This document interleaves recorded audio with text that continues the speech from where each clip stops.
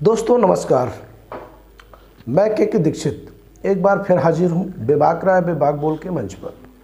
मित्रों, आज हम बात करेंगे सांसद जी, बांदा सांसद माननीय आर.के. सिंह पटेल। उन्होंने बांदा ARTO के भ्रष्टाचार को लेकर के एक लेटर जारी किया है, पत्र शासन को लिखा है कि शंकर सिंह ARTO बांदा जो प्रशासनिक हैं, उन्होंने बहुत बड़ा भ्रष्टाचार किया हुआ है, अनियमितता किया हुआ है, इसलिए इनकी उचित जांच करा करके इनके खिलाफ विभागीय कार्रवाई की जाए। धन्यवाद सांसद जी, मैं आपको बधाई देना चाहता हूं। पहली बार बांदा में कोई ऐसा RTO आया था जिसने RTO ऑफिस के आसपास लगभग 250 लोगों के पेट में लात मारने का काम किया है। जो दलाली होती थी वहां, उस दलाली को शंकर सिंह ने पूरी तरह समाप्त कर दिया और कुछ बस परिवहन संचालक बड़े व्यापारी हैं। शासन की मंशा थी कि जो अंतर प्रदेशीय बसें संचालित हो रही हैं, उन बसों को बंद कर दिया जाए। शासन की मंशा के अनुरूप शंकर सिंह ARTO प्रशासनिक ने काफी मात्रा में अंतर जो प्रांतीय बसें आवागमन करके राजस्व को चूना लगा रही थी, ऐसी बसों पर उन्होंने कार्रवाई कराना प्रारंभ कर दिया। बिल्कुल ऐसे अफसर पर कार्रवाई होनी ही चाहिए जिसने 200-250 दलालों के पेट में लात मार दिया, जिसने ऐसे बस जो संचालन करते हैं, उन बस मालिकों के पेट में लात मारने का काम किया है। शंकर सिंह ने बेहद ऐसे अफसर के खिलाफ माननीय सांसद जी ने आपने पत्र लिख करके बहुत बेहतर काम किया है। निश्चित तौर से आप बधाई के पात्र हैं। इसी कड़ी में मैं और भी कहना चाहूंगा कि कुछ विद्यालय संचालक, कुछ खदान संचालक जिनके पास कई ट्रक हैं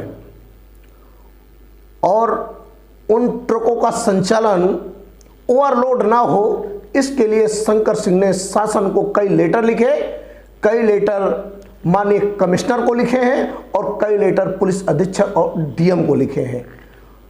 बस सबसे बड़ी समस्या यही हो गई कि एक ऐसा अफसर आया बांदा जिसका तरीका कुछ हटकर था।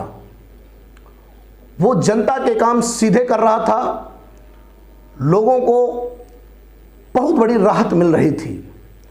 आखिर सांसद जी को इससे कोई लेना देना है नहीं, क्योंकि सांसद जी को वोट दिलाने का जो काम करते हैं वो उनके जो कार्यकर्ता होते हैं वो करते हैं।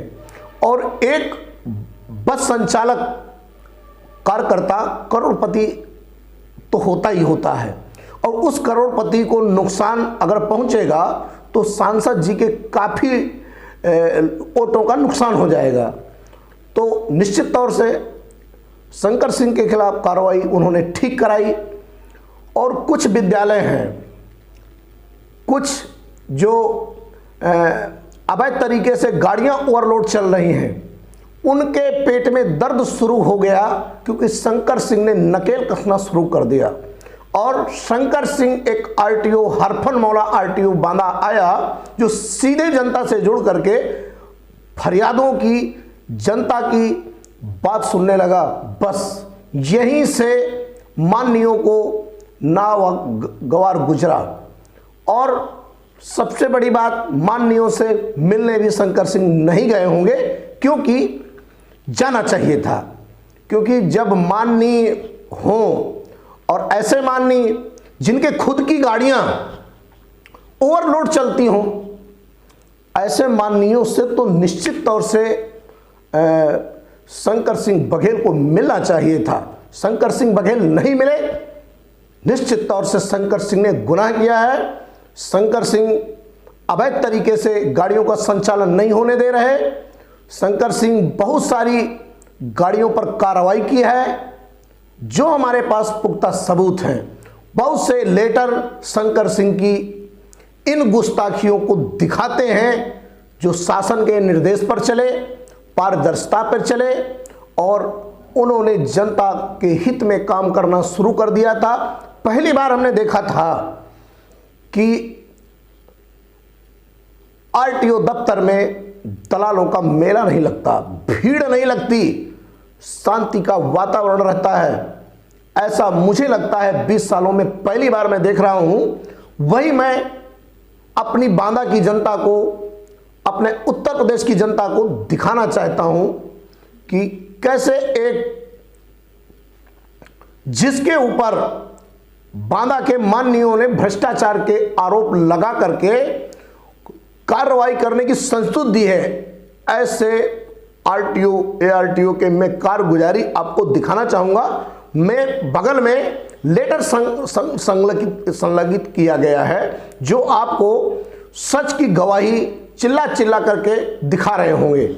मैं उनका वीडियो भी आपका, मैंने उनकी समस्या भी जानी, उनकी बात को मैंने सुना, और उनसे मैंने एक चर्चा भी की, जिसका आपको ये वीडियो सुनाई देगा। सर, इस समय आप बड़े चर्चा में हैं और बड़ी आपकी खबरें चल रही हैं। आखिर इतनी ज़्यादा एक आरटीओ आया और इतनी ज़्यादा चर्चा में आप कैसे हैं? हाँ, चर्चा में तो मीडिया वाले लाते हैं, और आजकल व्हाट्सएप फेसबुक चल रहा है, बिना किसी तथ्य का अध्ययन किए कोई भी खबर आप चला दीजिए। ये तो भाई आपकी स्वतंत्रता है, बट ये है कि ये इलेक्ट्रॉनिक और प्रिंट मीडिया के नियमों के विरुद्ध भी है, और एक मानवता और संविधान के विरुद्ध भी है। ये इसको किसी को नहीं करना चाहिए। तो सर, अभी आपके जो है ये आपने अभी तक गाड़ियों पर, और ये जो है जो यहाँ आपने नियम कानून, जो पहले यहाँ दलाल घूमते थे, अभी मैं आया हूँ, मुझे कोई दलाल दिखा नहीं है, तो आगे आप जो एक्शन लेने वाले हैं या ले रहे हैं, उससे जो ये बांदा में कई बस मालिकों के या कई ट्रक मालिक काफ़ी परेशान हैं, तो अभी आप जो एक्शन लिए हैं उससे क्या अंतर पड़ा है, क्या हुआ है?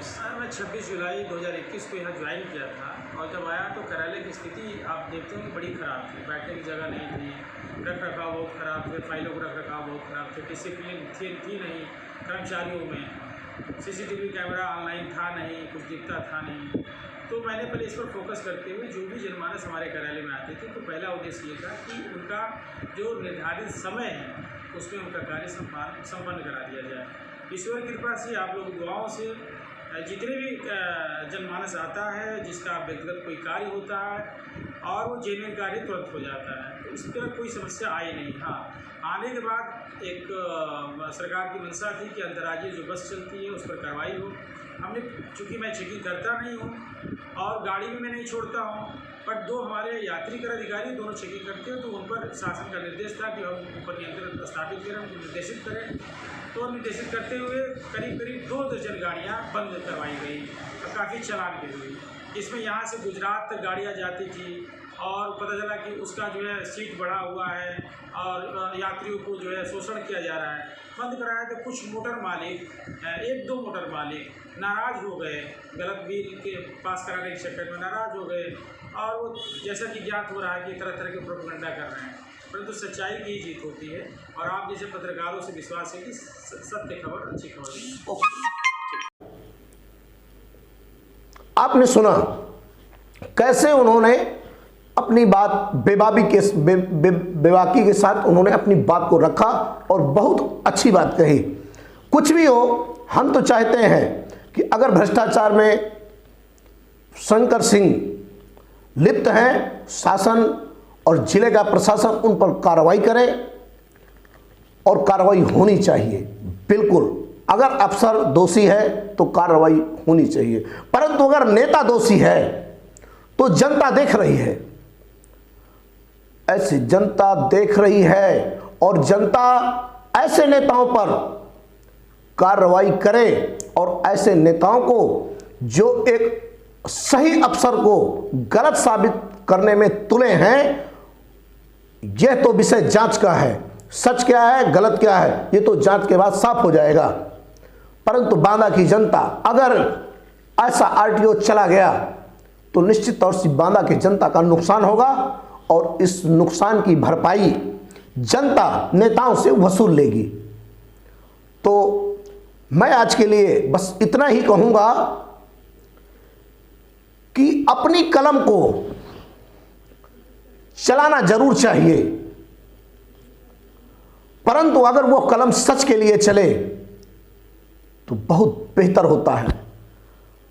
परंतु आजकल नेता लोग वोट के लिए, अपने कार्यकर्ताओं के लिए, अपने कुछ नामचीज ऐसे कार्यकर्ता जो गलत तरीकों में संलग्न हैं, उनके लिए भी लेटर लिख दिए जाते हैं, कोई विचार नहीं किया जाता। कार्रवाई हो अच्छी बात है, परंतु सच्चाई जनता के सामने लाना हमारा काम है, वो हम करते रहेंगे। आज के लिए बस इतना ही। जय हिंद, जय भारत।